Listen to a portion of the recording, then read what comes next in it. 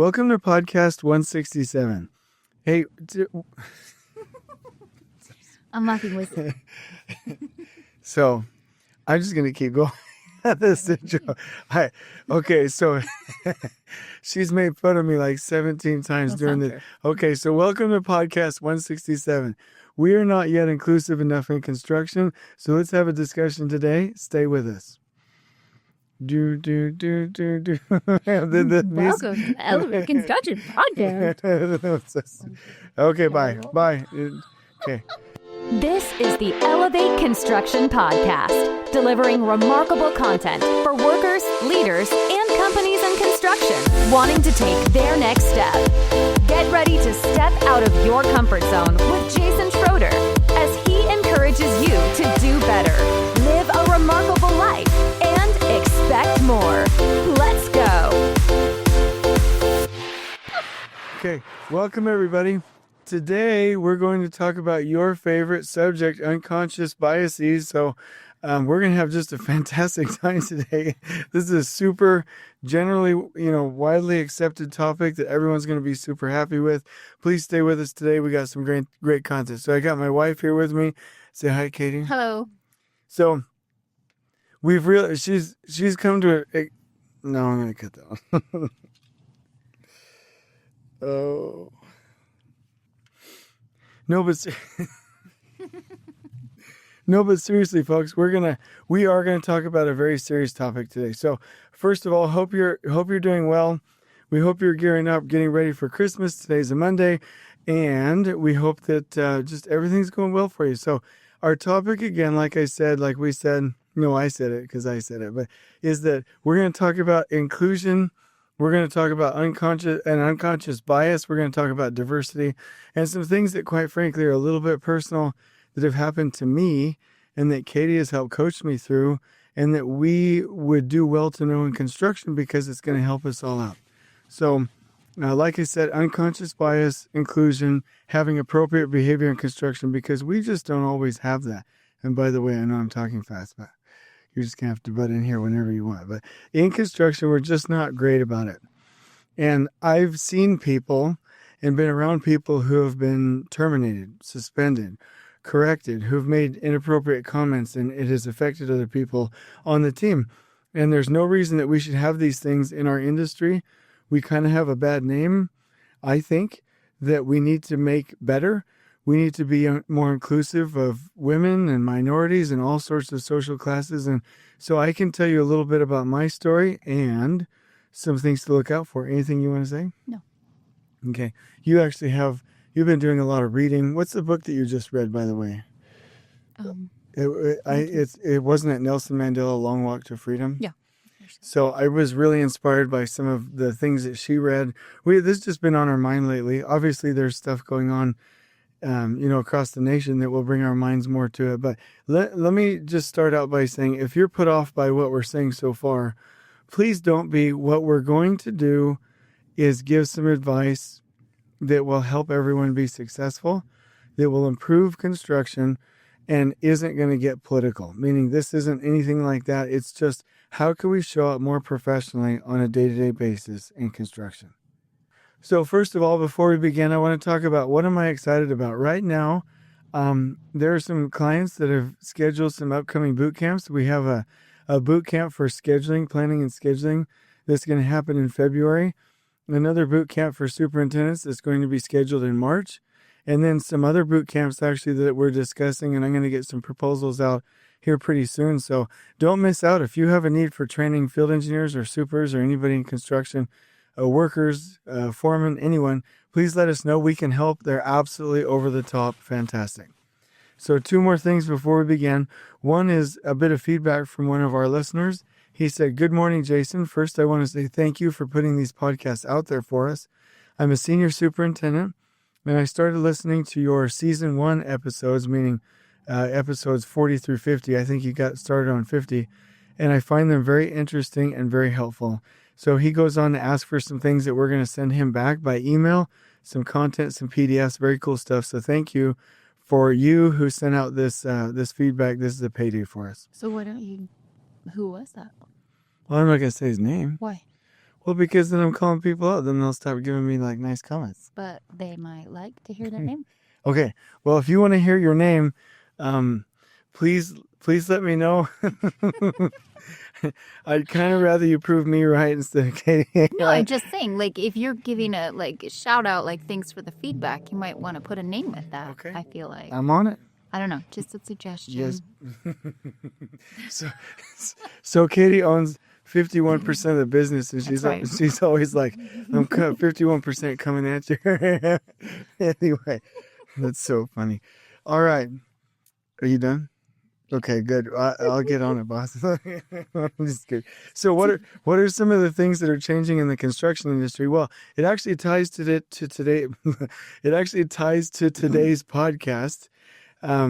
Is that, you know, we are going to be required to be more inclusive, to be more diverse, to be more professional in construction, and to be a very appropriately acting and very careful and safe industry, and with safe environments and safe companies. And so I think this perfectly ties in there.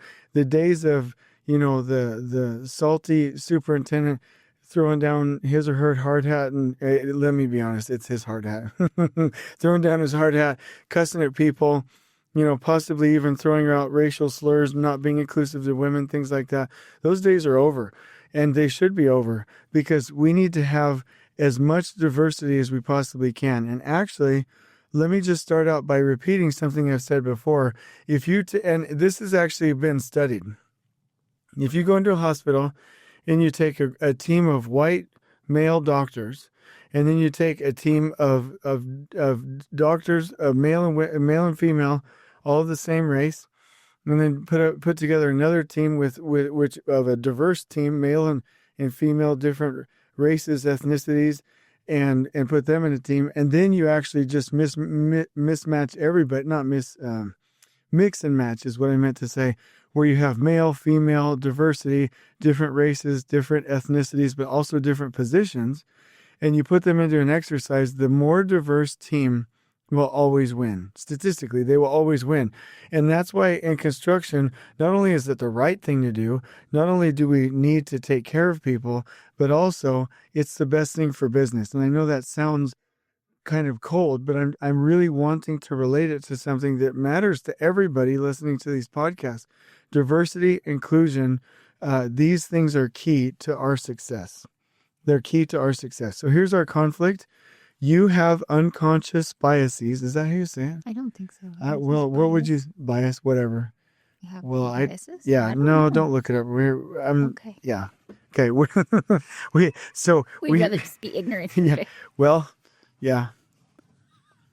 I do a podcast every day. I can't research every little. Yes, you can. Yes, I can. Okay. Yes, you What can. is it then? Let Okay, me know. hold I'll on. talk while you waste time. So you have an unconscious bias, and you need to be more aware. And you need to be more aware because it's going to help you, and it's going to do the right thing for people. Because at the end of the day, how do you say it? It's just biases. Yeah. So how does it say it?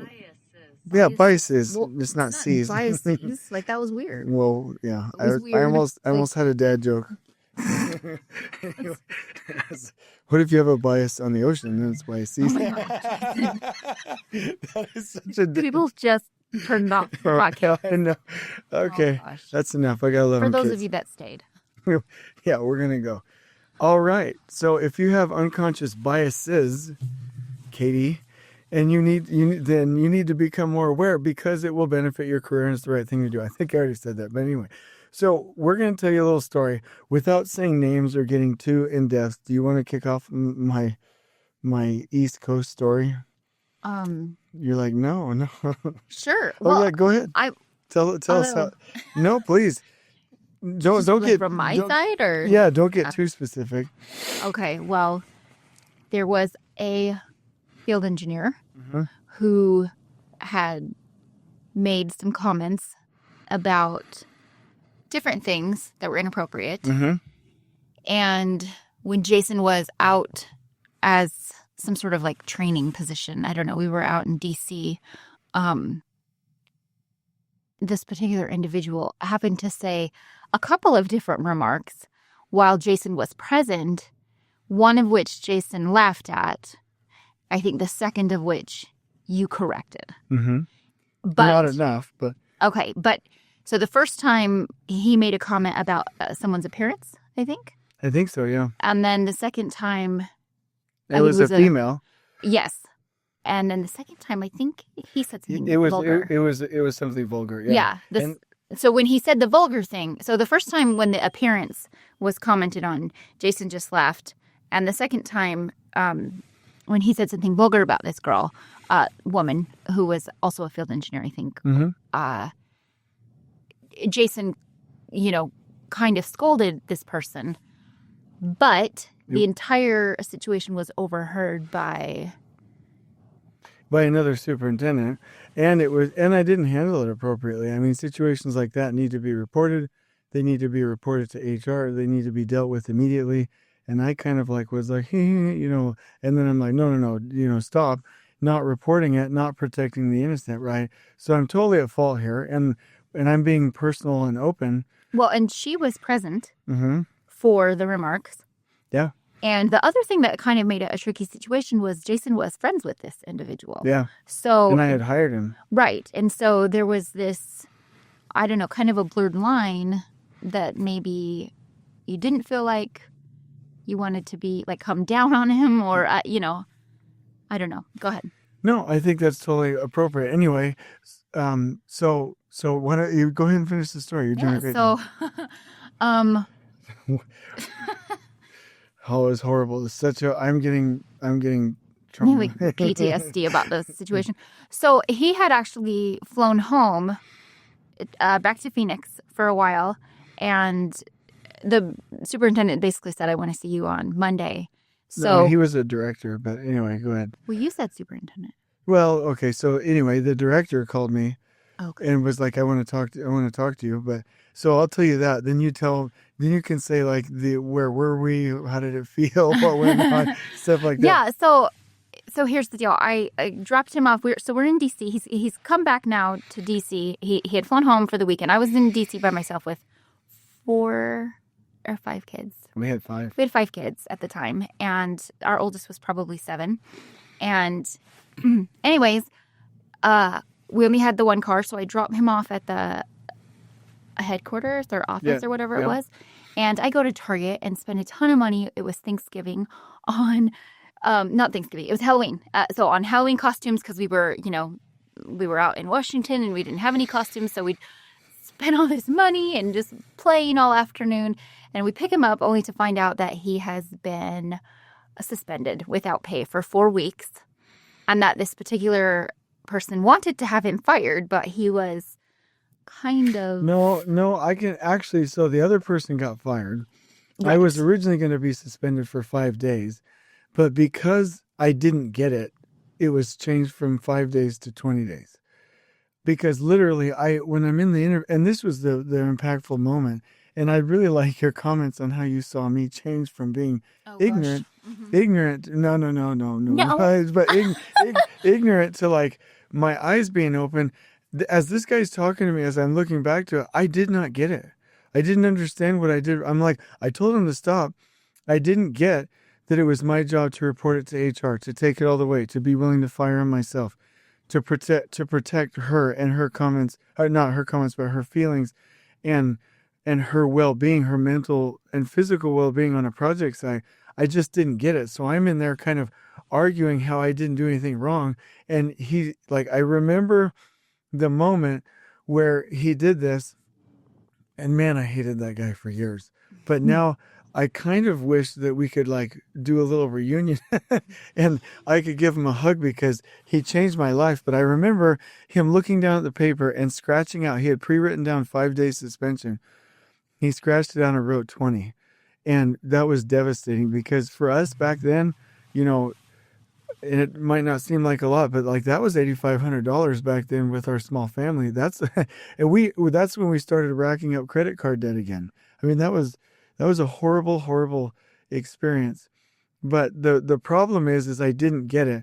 And I'm not using this as an excuse, but back in California and in the area where I grew up, construction workers just joked about sex and girls and stupid things, and they were super inappropriate, and I just got used to it and numb, quite frankly, and it just wasn't a big deal to me. And I remember, and I want you to take this story from here, please, Kate, but the one thing I do want to mention is that I said, well, I've been working for years and acting the same way, and nobody's ever said anything to me. So, like, what's going on? And he's like, well, actually, there's a lot of people even here that wouldn't be willing or comfortable to have this conversation that I'm having. It doesn't mean that we don't have to do the right thing right now. And that's always stuck with me, that he was brave enough to stand up for what was right, even though nobody else was doing that.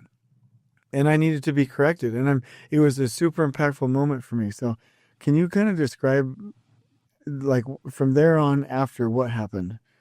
And like, explain what you saw in me, even for that month, Oh gosh. Well, first I think we had this like really dark cloud for those 4 weeks where he was at home and not working and obviously not collecting a paycheck. And it was rough. I mean, as rough as you can imagine, to unexpectedly not have a paycheck. And definitely there was that cycle of, I don't even know what you'd call it, where it was, disbelief and anger and grief and feeling like you'd let your family down and, not feeling like you're not a good provider. And then, different people reaching out to you and buoying you up. And then... That's interesting. I don't remember that. I'm sure that happened. I was just so dark I didn't remember it. Sorry. Yeah. And you, you actually looked into going to other companies, which would have been a mistake at the time. It would have been kind of running away from the problem and its situation. And instead you went back to work and you faced it. And there was this stigma kind of. I mean, a lot of different people knew about it. And so it wasn't like this quiet thing, even though it happened on the East Coast and now you were back in Phoenix. So it was a really hard time, but also a tremendous time for like growth and change. And pretty much steadily since then have you become, in my opinion, an advocate for, for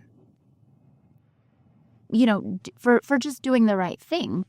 And I feel like there's still room to grow. Like, I'm just looking at you like, oh, you could be better. Well, we all have room to grow. Exactly. But that you've really come a long way. And there. What else? No, I appreciate that. And I appreciate the comment that I've come a long way because it matters a lot to me. And what was really surprising to me is that I just didn't know what I didn't know. And again, this is pretty personal stuff. So we're being vulnerable. At the end of the day, this is meant to help. Talking about this story is meant to help. I don't think that I'm hurting anybody or violating any confidentiality when I say this happened to me generally. The point of the matter is that we will all do well to, by way of priority, as I'm going through these. Number one, protect innocent people. Make sure that nobody is ever discriminated. And I wasn't, just to be clear, this was me inappropriately tolerating something that could be considered harassment.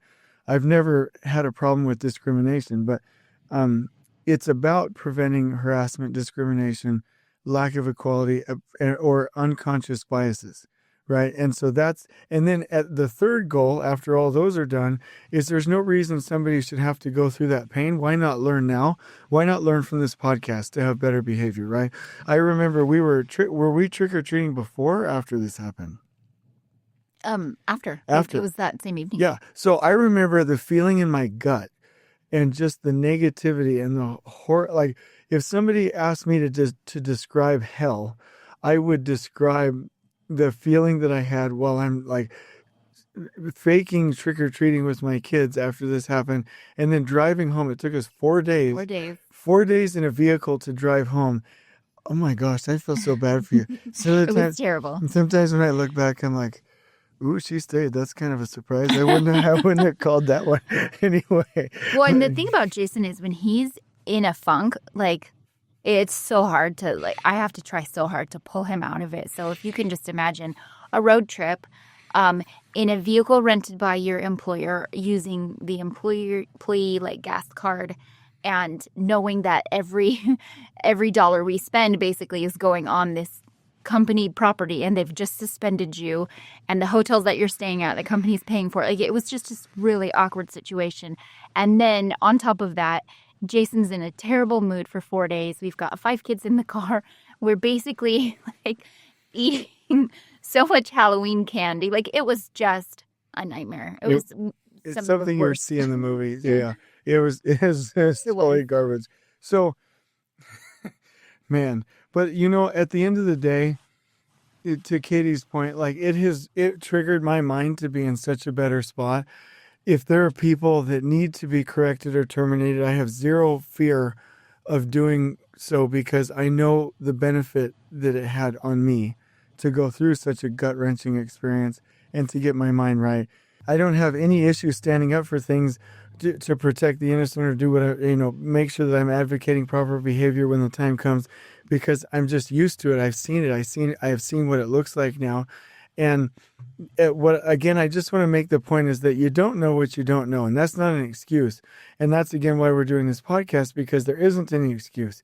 Just because we grew up someplace, just because it's been the industry norm, just because everybody does it, doesn't mean that we should do it at all. And as I'm learning, and this is kind of funny, but I don't want you to take it like funny, like, jovially. But the first real time that I learned about diversity was from a Netflix Taylor Swift special. My wife told me, but I never believed her the first time. But like the first time I learned, like truly like had a heart connection with diversity and with like women's rights and things like that was when I was watching a stinking Taylor Swift special. Like, that's ridiculous. That's absolutely ridiculous. Like, what are we doing that was the first connection moment that I had? Do you remember after I saw that show and I came back and I'm like all changed? Remember that? No, vaguely. Anyway, so my point is that we have to be more aware of these situations. We have to know what we're dealing with. We have to know that there are things that we don't know. We have to know that we have unconscious biases because there are some problems that happen. And if you think of any, Katie, let me know. But in construction specifically, people make inappropriate jokes all the time. There are situations where people are legitimately harassed. I've seen it, and when I saw it, I corrected it. I've seen those things, and I do remember back in the day when I saw something like that, and I didn't correct it, and I feel ashamed of those situations.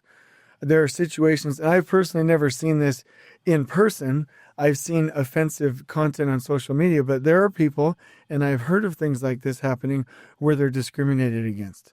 And the one thing that I see over and over and over is people posting offensive content on social media, whether it's a political post or a racist post or a religiously insensitive post or whatever. Sometimes they accidentally don't post it on their own social media. They post it on some kind of communication chat at work, or they post it on their social media account, and then it gets back to the main company and they get terminated. I see that over and over and over and over again. People getting in trouble for that. And that's not even the worst part. The worst part is that people are around that kind of content and might not feel welcome. I know of, I don't know, I corrected it. Again, I want to be clear about that. I don't ever, sweep things under the rug, but I've seen leaders not listen to complaints, to concerns. I've seen people not take the opinions of women and blow them off. And immediately I stand up in the meeting. I'm like, I am not okay with this. And what we need to do is make sure that none of these problems create a harassing or uncomfortable environment. We need to make sure that it never prevents somebody from reaching their full potential and being promoted. And we need to make sure that we're protecting everybody because of respect for people. Have you anything you want to add to that list of things that you've commonly seen? I mean, you've been in construction. Where you just think I'm doing such a good job? Yeah, it's pretty over the top. Yeah. It's okay. So, any thoughts so far? No, well, I would just say a different thought is that if everyone on your team looks like you, then you may have that unconscious bias about who's being hired and not seeking out a more diverse skill set group. You should cut that. No, I think we're going to leave it. No. Well, it was a really good point because when you're around people that think like you do, they're not going to call you out, right? And I'll be honest, Well, and it's not just about calling you out. They're not going to have any, like, okay. they're not going to see the problem, right? Well, that's really not what I was going Okay, with so either. let I me was keep really, interrupting. Go ahead. You're so dumb.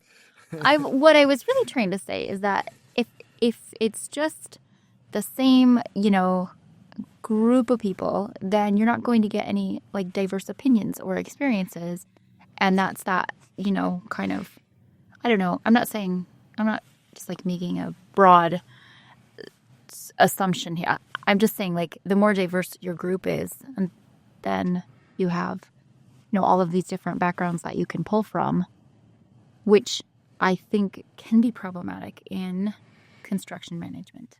Well, it's hard, right? Yeah. So here's one example that I can give based on what you're talking about is like, let's say that I'm in a leadership position and I get the diversity of thought and somebody says, well, hey, we need to be safer or more inclusive here, or we need to step up our protocols here. Even just stuff like COVID-19, right? If you get different opinions and instead of just a couple of opinions inside your group, let's say you get a diverse amount of opinions. Maybe you have healthcare workers. Maybe you have somebody who has, an older, high risk mother or father at home or whatever. They're going to encourage you to be more safe, right? And then when they say, hey, we should step up our game, that's uncomfortable because now you as a leader have to deal with that, right? Mm-hmm. Or if we're talking about diverse opinions, then we have to actually deal with the fact that discrimination is a real thing and we have to take steps against it. Or when we're dealing with women in construction, we have to deal with the fact that that is a real thing, and we have to go intentionally make sure that we are creating opportunities for everybody in construction, and that's uncomfortable. It takes more work. I'm not saying it's... Let me just say this. And so that's why I think that leaders can be or have been in the past hesitant, to your point, to get those opinions because it puts them outside of their comfort zone, when really the way they can look at it is, yeah, okay, this might be a little bit extra work, but it's going to make us better. Right. So, okay, totally love it. And so those are the things that we're really wanting to prevent. We don't want situations anymore like this where people are harassed or discriminated against, or they're not listened to. Another thing is, I said one, and this is probably the bigger issue, is that people don't speak up. And I sent out a quote a while back that said, the people in your organization that don't speak up are the most dangerous. I can't remember how I put it, but I said the most dangerous people in your organization are the ones that don't speak up. And what I didn't just mean safety. I didn't just mean from a cost or quality standpoint. I meant those are the people that don't speak up when somebody is harassed, when somebody is, discriminated against, or when somebody's safety is in jeopardy, or when somebody isn't following COVID-19 precautions. And in my mind, that's why police departments have problems that they do, because people aren't speaking up and holding each other accountable. That's why children and women, are molested and abused, because there's somebody that knew about it and they didn't speak up. And I really feel like that's our problem. And if we could learn to speak up more and stand up for what's right and have a lower tolerance for these types of things, I really think we could make some progress. Any thoughts on that, Katie? Because I think what we need to do on this podcast is, if somebody says, okay, well, I see that this is happening, what do I do? What would we say that we want them to do tomorrow? Like, it was just one action. Okay. Well, the first thing I would say is that I think sometimes it's easy to dismiss people when they get loud or passionate, and you kind of want to say, I'm not going to speak to you until you stop yelling, or until you are more respectful toward me. And I think it's okay to just acknowledge that sometimes people are upset and, you've triggered something in them, and to not just dismiss them because they're outside of what you deem is emotionally appropriate. So that's the first thing. And the second thing is to just, if somebody took the time to speak to you, then to honor that by respecting and listening, and not just ignoring it, and not just saying, oh, we'll handle it, we'll take care of it. Follow up. And because it's hard to speak up when you've been victimized or mistreated or whatever. It is hard to come forward with that. And I don't know what else. Well, I was just lost in thought thinking about what you're saying because I just said speak up. But if somebody has gained the courage to speak up, then the next step, the only thing worse then would be that somebody speaks up and then they're not listened to. Right. And we really, like you said, did you say honor or respect? Yeah, you need to honor that by taking it seriously. And I would say that I really do feel like your answer has gotten to the heart of it, is that we 90% of the time will handle it the wrong way. And that 90% is when we're like, okay, we'll see if it happens again. Give somebody a verbal warning, sweep it under the rug, try. And I do say try, I'm going to use that word, try to, smooth things over. When what we really should have done was contacted people that can really help with the situation. Human resources is not some kind of demonic department over here on the side that should never be contacted, and if they're around, we're in trouble. They're there to help. The legal team in the company is there to help. Your appointed EEO officers are there to help. Your supervisors are there to help. And there's really no reason that we should be dealing with these situations ourselves. We need to widen our circle with the right people. And I do want to be clear, not widen our circle with the wrong people, right? And really incentivize people to speak up and create a safe environment. Because probably, now that I'm thinking about what you said, Katie, people don't speak up probably because they know it's not a safe environment, right? So that would be one thing that you could absolutely do. And I just want to make that point one more time. You and me a couple years ago, maybe I even do it now, and most of the people in construction, when a situation like that happens, somebody is harassed, a joke is made, a comment is made, an inappropriate post is made, or a decision is made about somebody, and we hear about it. 90% of the time, we're going to handle it the wrong way, up until now, because we don't take it seriously enough. And so I would say in those situations, my default has been recently, after learning about these things and being more inclusive and being more aware, is to always bring in the people that know. Always tell human resources. Always tell the legal department. Always tell my supervisor. And I'll even tell the person, hey, we need to go call them together. But we are going to have this conversation. And in fact, let me just say something that's happened to me, something that I've noticed, is that my supervisors have been very praising of that behavior. And they always say of late, like I said, past 5-6 years, man, Jason is always telling us stuff, giving us the heads up, helping us deal with situations properly, looping us in when we need to do terminations, looping us in when something happens that's questionable, asking us about COVID-19 precautions. You really want to have that kind of relationship with the people that know how to deal with these situations. And transparency and listening. I don't know if you have any comments about listening. Maybe you already covered them, but transparency and listening and getting the right help, in my mind, are key. And so interrupt me if you want to, Katie, but the challenge that I would have, or let me go back to the principle. And I would like you to, so you've seen this in me a couple times. There have been times where I've even taught my kids, like, hey, I'm really firm about this political belief, or this belief about this system in society, or this group of people, or this or that. And Katie, you used to be like, Jason, come on, that's kind of a, and I really don't think they were ever racist, and I don't think they were ever sexist, but I was very intolerant of certain cultural type things, right? And I was really adamant, and you would just start to get at me and like nip at me and like be mean. I'm just kidding. Really? No, that's... And it started to change, and talk about this if you want. When I went to Tony Robbins and he talks to you about getting rid of your fear, when I came back, I just didn't feel the same way. Right. And so I feel like most of the problems that we have with discrimination or sexism or harassment is fear-based or power-based, right? But most of it comes from fear, right? Well, I don't know. I mean, what did you learn at Tony Robbins that helped you to not be fear-based? Well, like this one, like this, if there's a group of people and I'm like, ooh, they're going to do something stupid. I feel so stupid even saying it, but like they're going to take my home or they're going to vote or they, or they're gonna do gonna this or vote. that, or they're gonna steal my wife because they're better looking. You know, like any of those things. Don't even go into it.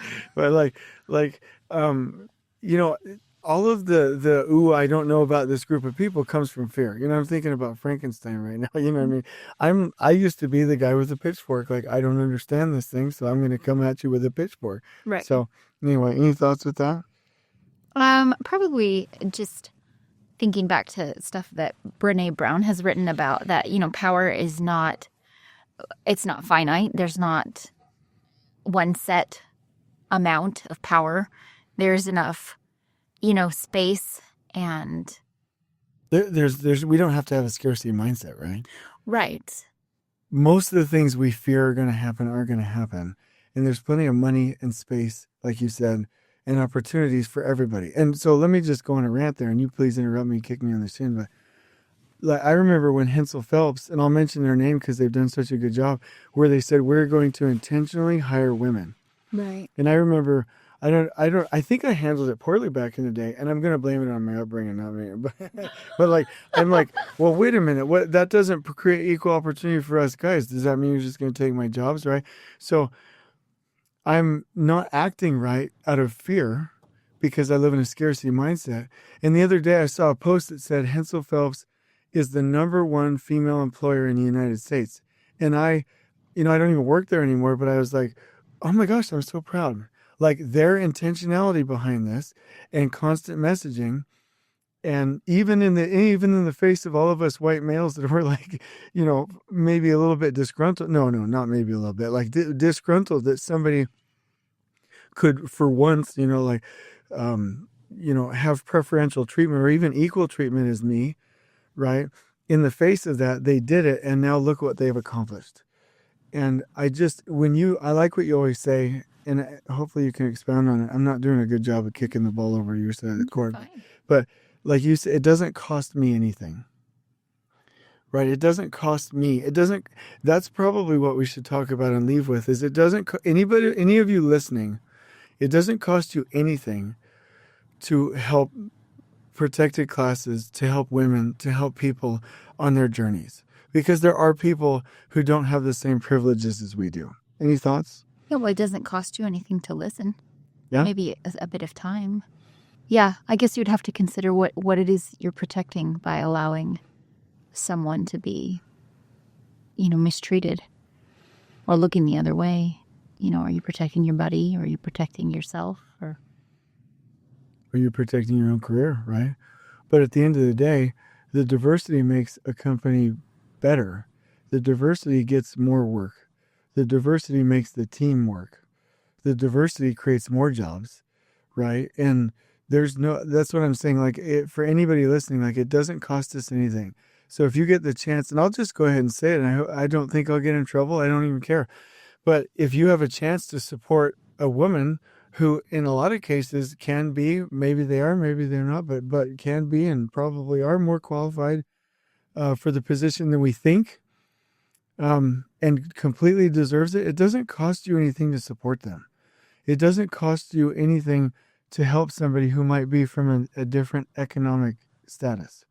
It doesn't cost us anything to help somebody from a different ethnicity. It doesn't cost us anything to help somebody and to make room for them in their religious practices at work. You remember one of my good buddies. Yep. At that one project, we made time throughout the week for him to go do his prayers, right? Sure. And was it 3 times a day or 5 times a day? I think it was 3 times throughout the workday. And it just doesn't cost us anything to do that, but it will cost us everything if we don't. And so the principle here is that, a lack of diversity and inclusion comes from fear. And to combat that, we need to be more aware. And to be more aware, we need to be open. So wait, what does that mean though? It comes from fear. I guess I just don't feel like you've made that clear. Well, I just did. Comes from fear of what? Of how it's going to affect you. So Yeah. is that No, selfishness? don't make it. Yeah. No, I don't mean you, although I do. I just meant rhetorically. When you say fear, do you Well, really mean selfishness or do you No, mean greed? I or- mean fear. Okay, so let's take the female example. So they're like, okay, we're going to start giving preferential treatment to women in construction. Oh, what are you doing, taking my job? I fear what that will do for me. So yeah, it is selfishness, right? But let's take political parties in the United States, right?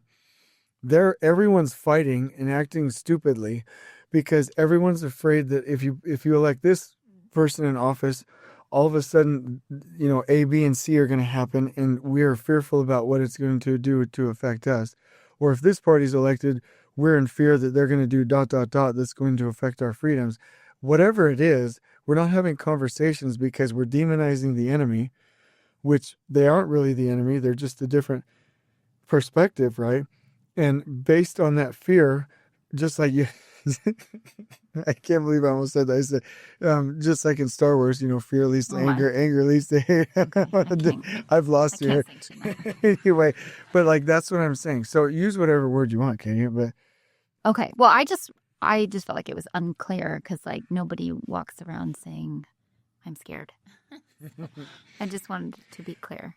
Well, okay, so like there's two motivations. If there's some salty old male chauvinist, misogynistic superintendent that goes around grabbing girls' legs and saying inappropriate comments, that's probably a different problem. That's a different problem. That's a lack of sensitivity. That's a lack of self-control. That's, maybe a form of perversion, right? But if we are attempting to put down protected classes or women or anybody else who's different from us, my point is it could be a fear of the difference. It could be the fear of something different and a fear of loss of what will that mean for me because it will affect my world. So yeah, it's selfishness. Does that make sense? Sure. Okay. So what's the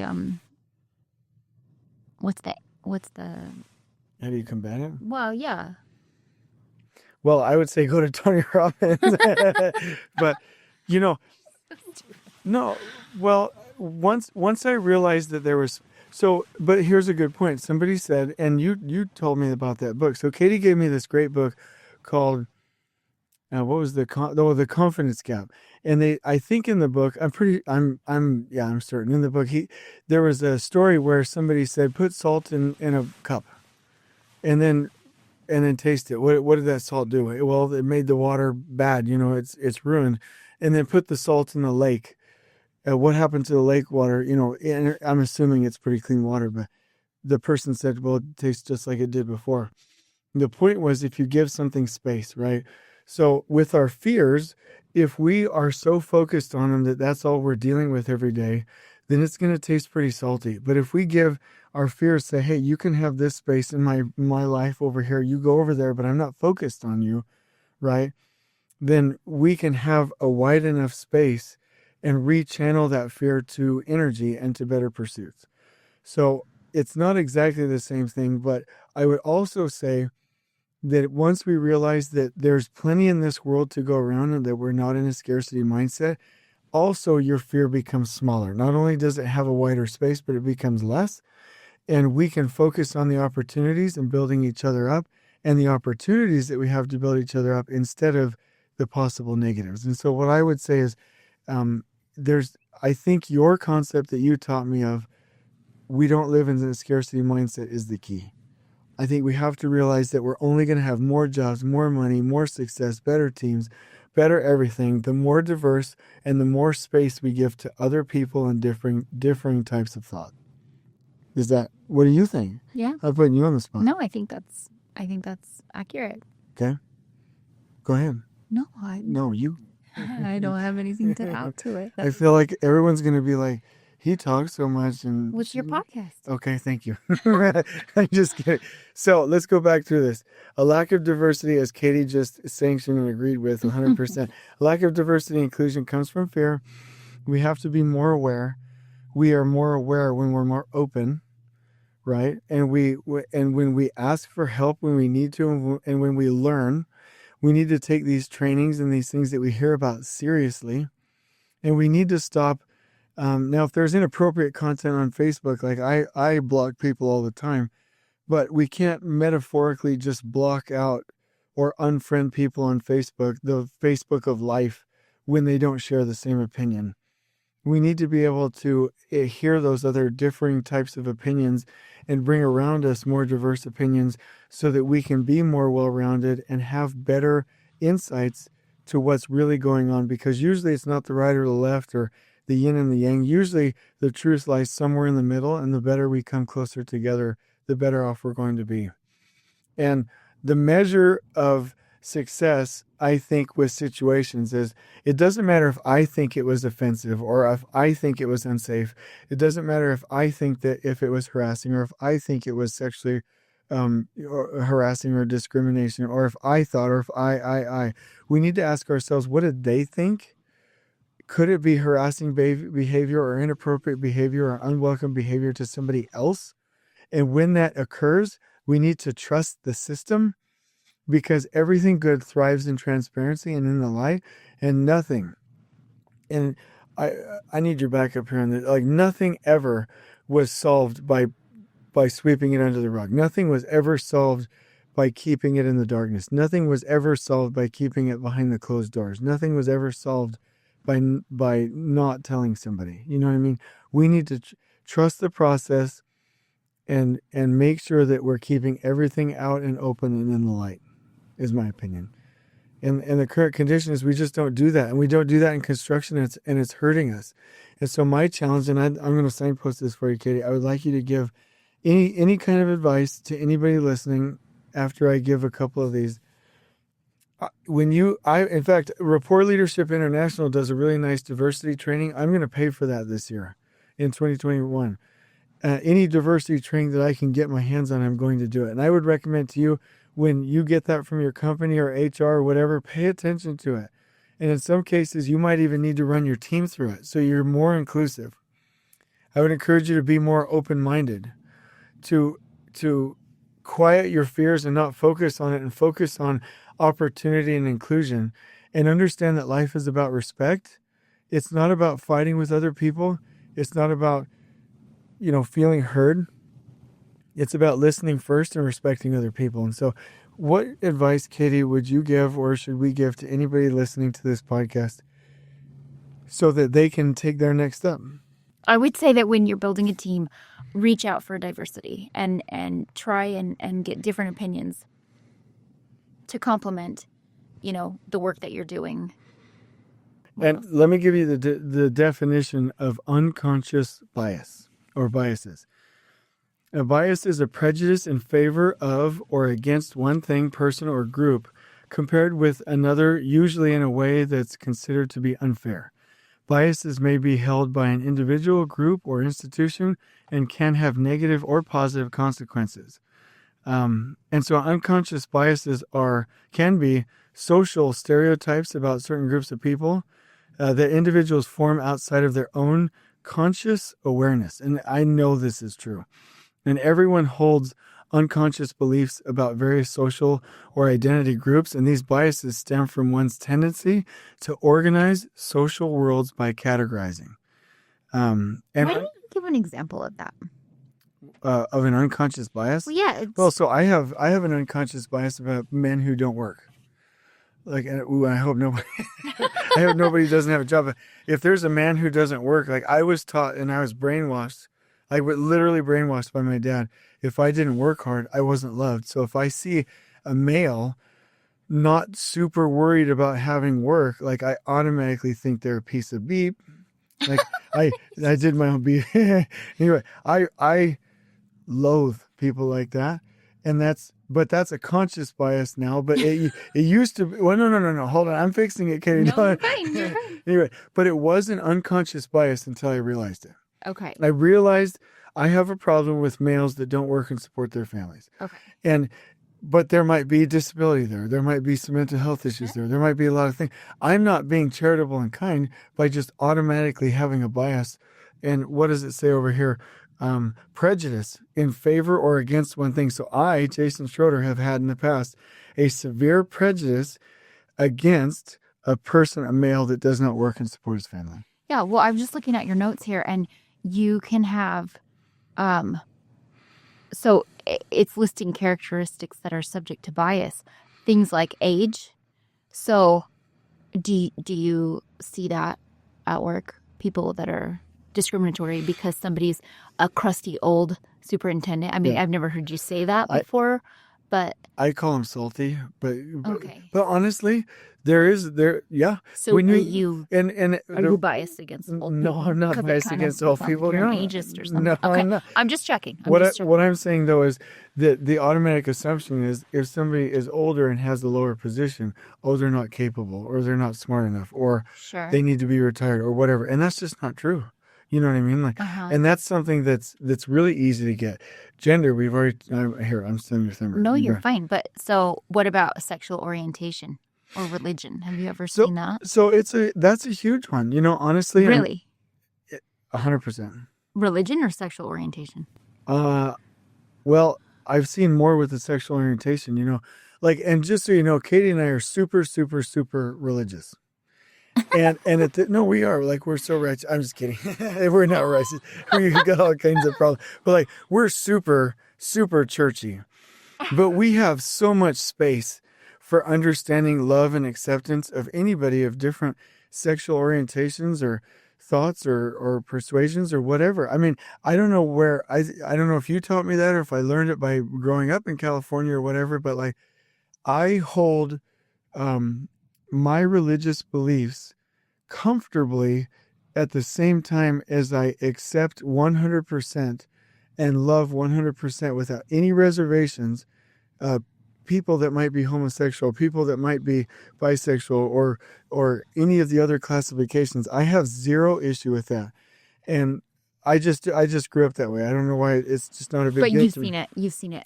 But I've seen it over and over at work. And people use the term like, "Oh, they're gay," or this is happening," or you know, I'm not even gonna say some of the offensive words, and it's like, why is this a big deal? I don't understand. And there's also assumptions that if you're that way, you can't be the tough guy in construction. And so I don't see it a lot with religion.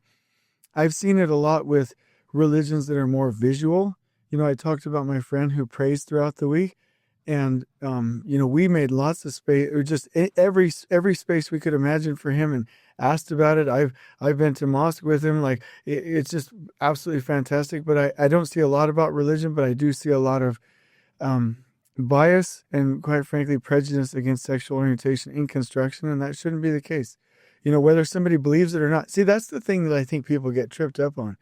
Even if somebody doesn't believe in that, that doesn't mean anything in my mind when it comes to acceptance and love and understanding and kindness and being a part of their world and being interested in who they are. I just don't think they're the same thing.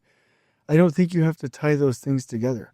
I don't violate any of my religious beliefs by accepting everybody who they are. It's just it's not a problem for me. Well, one that was on here and one that was on my phone when I was looking at it earlier. So weight is on here, and on my phone earlier it was like physical appearance, like tattoos or like hair or grooming or stuff like that. So what do you think about that? Weight is a huge one, you know, automatically. Really? And you guys are going to get me in trouble, and you people listening, but if you know, the unconscious bias is, if they're overweight, they're lazy. Or if they're overweight, they're slobs. Or, you know, and that's, again, just not the case. People are genetically different. You know what I mean? But I'm telling you, like, when you brought up weight, I didn't notice it here before.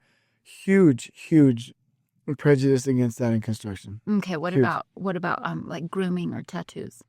Tattoos, yeah, you automatically assume that they're, you know, they got out of jail and that you can't go talk to them. No, I'm serious. Like, it's that rough exterior. And that's what we're doing at Elevate. This is not a sales pitch, but that's what we're doing at Elevate Construction, is saying, like, no matter what you are, or what you look like, you can make it the entire distance, right? So I'm like, ooh, I made it all the way to director, but I'm a white male, you know, and I don't have tattoos, and I'm not genetically overweight, and I don't have any of these problems. So, like, ooh, you know, good job, Jason. Like, you're in the cheap seats. Yeah, cheap. I'm being serious about your opinion. And the point is, in my mind, when everybody can make it to the positions that I've made it to, maybe not with the same amount of ease, but I would hope it would be that way. But with the same amount of possibility, that's when I think we've gotten past this. Okay. Honestly, I mean, in construction, let's just talk about this real quick. Okay. How many women executives do we see in construction? How many, what do you call that? How many executives do we see of different races? Do we see how many homosexuals that it's known that they're that way? Do we see it as executives? No, we see a bunch of white males, and that people are going to stop listening to the podcast. But I'm just going to say it. That's a problem. I mean, if it happened accidentally in an equal opportunity and just people didn't want to do that, then I guess. But I doubt that's the case. I think the case is that it's not as easy for them to make it to those levels of leadership. And that is a problem. And that is going to hinder our progress in construction. And it's not respecting people. And so I'm glad you brought that up. Because an unconscious bias is far more prevalent than conscious prejudice and often incompatible with one's conscious values. Meaning we could be doing it and we don't even know it, right? Certain scenarios can activate unconscious attitudes and beliefs. For example, biases may be more prevalent when multitasking or working under time pressure. The bottom line is we just don't recognize when this is happening. And the key is we need a sensitivity to it. We need to see that there's a gap. We need to be aware. We need to be open. And we need to get more and more training. And I really think that's the key. So anything else you want? This has been fun. We have done this podcast. I bet you this is over an hour. I apologize. Yeah, you've been talking so much. I know. Anyway, so I just want you to know, Katie's just in awe of the things that I'm saying over here. I haven't been interrupting her. I'm not sure. Anything else you want to say, Katie? I think what I would say is, I just want to say maybe you haven't done anything wrong. Maybe you look around and your team looks exactly like you, and you did make all the right decisions, and you didn't leave anyone out, and you didn't exclude anyone. That's fine. But if you did, maybe get some training. Maybe look around and see where you can fill those gaps with people who are diverse. So again, I just don't want to come across like there's an accusation to be made. And that's not what we're doing. It's really just creating awareness that diversity is helpful. And I love what you said, and I said it for you, is that it doesn't cost us anything. It doesn't cost us anything to help everyone up the ladder, and specifically those who haven't always had the same opportunities. It doesn't cost us anything, but if we don't do it, it will cost us everything. It will cost our effectiveness, our productivity, our happiness, our beliefs and respect, people's happiness at home. It'll cost us everything if we don't get this fixed. And so, again, go take that opportunity anytime. And this is my last message. I promise I won't say anything after this. When we see protected classes winning, we should celebrate. When we see women being promoted, we should be ecstatic. And also, be comfortable that we have nothing to fear. There's plenty of, I'm not saying white males, I'm saying if you are, whoever you are, we have nothing to fear. There's plenty of room for all of us. We should celebrate when everybody has the same opportunities that you do. On we go. Please join us next time in elevating the entire construction experience for workers, leaders, and companies coast to coast. If you're enjoying the show, please feel free to share with your construction colleagues and help us spread the word by rating, subscribing, and leaving a review on your preferred podcast listening platform. We really appreciate it. We'll catch you next time on the Elevate Construction Podcast.